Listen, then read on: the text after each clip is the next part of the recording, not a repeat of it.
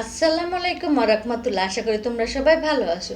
পঞ্চম শ্রেণীর বন্ধুরা, আজকে আমি আলোচনা করব তোমাদের বাংলা বইয়ের পাঠ 18তে আছে ইচ্ছামতি। ইচ্ছামতি কে লিখেছেন? রবীন্দ্রনাথ ঠাকুর।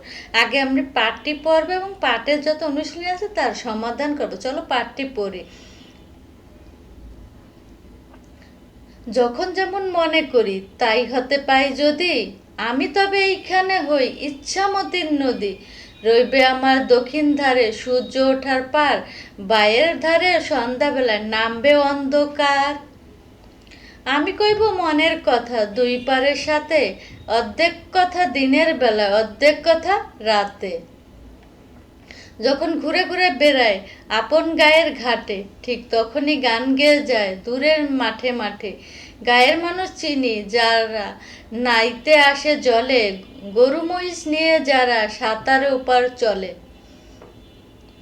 দূরের মানুষ যারা তাদের নতুন তরের ভেষ, নাম জানি নে গ্রাম জানি নে অদ্ভুতের এক শেষ। জলের উপর ঝলমল টুকরো আলোর রাশি, ঢেউ ঢেউ পরিন নাচন হাততালি আর হাসি। নিচের তলায় তলিয়া যেথায় গেছে ঘাটের ধাপ, সেইখানেতে কারা সবাই রয়েছে চুপচাপ। কোনে কোনে আপন মনে কইছে তারা কি কে, আমি ভয় করব এখন তাকাতে সেই দিকে। গায়ের লোকে চিনবে আমায় কেবল একটুখানি, বাকি কোথায় হারিয়ে যাবে আমি সে কি জানি।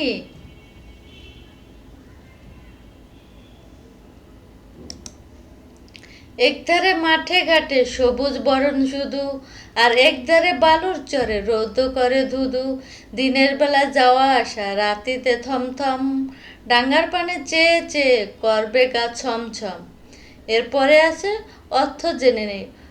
আর্ধেক মানে অর্ধেক, ঘাটের ধাপ মানে ঘাটের সিঁড়ি, ডাঙ্গা মানে তীর বা শুকনো জায়গা, দক্ষিণ ধারে মানে ডান দিকে, নতুন তর অর্থাৎ অন্যরকম, নাইতে মানে গোছল কতে, বরণ মানে বর্ণ রং, রাতে মানে রাতের বেলা।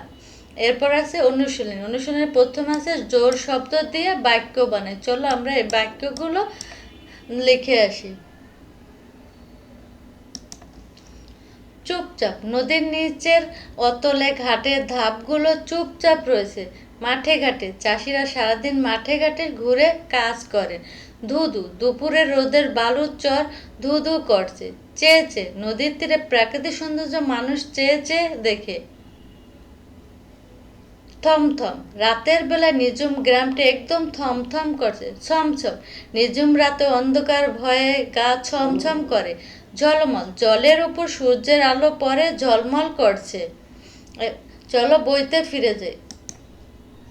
2 নম্বর আছে কবিতাটি আবৃত্তি করো।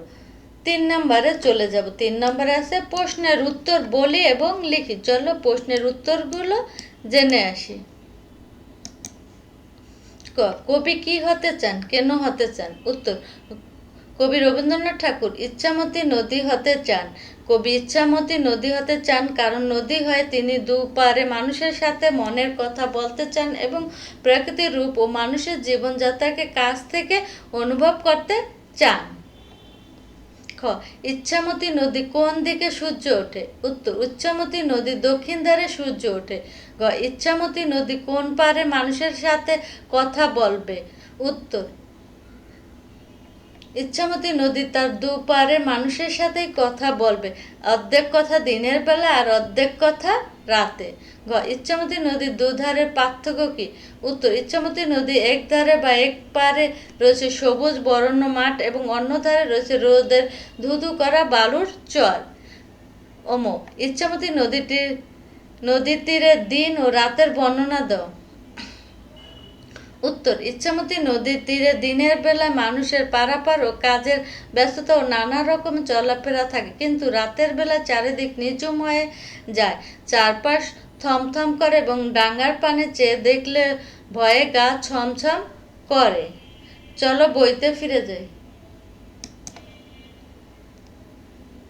4 নম্বর আছে পাঠ থেকে নাম শব্দ খুঁজে লিখি। চলো আমরা নাম শব্দটি জেনে আসি। পাঠ থেকে কয়টি নাম শব্দ বিশেষ?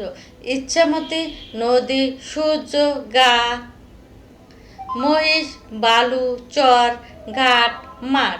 চলো বইতে ফিরে যাই। 5 নাম্বার আছে, আমি যা হতে চাই সে সম্পর্কে লিখি। চলো আমরা এই নমুনা প্রশ্নটি দেখে আসি। এটা একটি নমুনা উত্তর। তোমরা তোমাদের নিজেদের মতন তোমরা যা হতে চাও তা লিখতে পারো। আমি বড় হয়ে একজন শিক্ষক হতে চাই। শিক্ষা মানুষকে সঠিক পথ দেখায় এবং আলোকিত মানুষ হিসাবে গড়ে তোলে। আমাদের দেশে অনেক শিশু সঠিক শিক্ষার সুযোগ পায় না। আমি শিক্ষক হয়ে দেশের সকল শিশুকে ভালোবাসার সাথে শিক্ষা দিতে চাই এবং তাদের মানুষের মতো মানুষ হিসেবে গড়ে তুলতে চাই। চলো বইতে ফিরে যাই। এরপর আছে 6 নাম্বার আছে, ছড়াটি শেষ করি। দাদুর প্রিয় লাঠি, মিনির প্রিয় বাটি। এভাবে আমাদের বাকি এই ছড়াটি শেষ করতে হবে। চলো আমরা ছড়াটি দেখে আসি। দাদুর প্রিয় লাঠি, মিনির প্রিয় বাটি, এটা বইতেই আছে। পরেরগুলো, বাবার প্রিয় চশমা, মায়ের প্রিয় সুষমা, বোনের প্রিয় পুতুল, ভাইয়ের প্রিয় ফুটবল, মামার প্রিয় ঘোড়া, খালার প্রিয় ছড়া। চলো বইতে ফিরে যাই। পঞ্চম শ্রেণীর বন্ধুরা, এই ছিল আজকের মতো। সবাই ভালো থেকো, সুস্থ থেকো। আল্লাহ হাফেজ।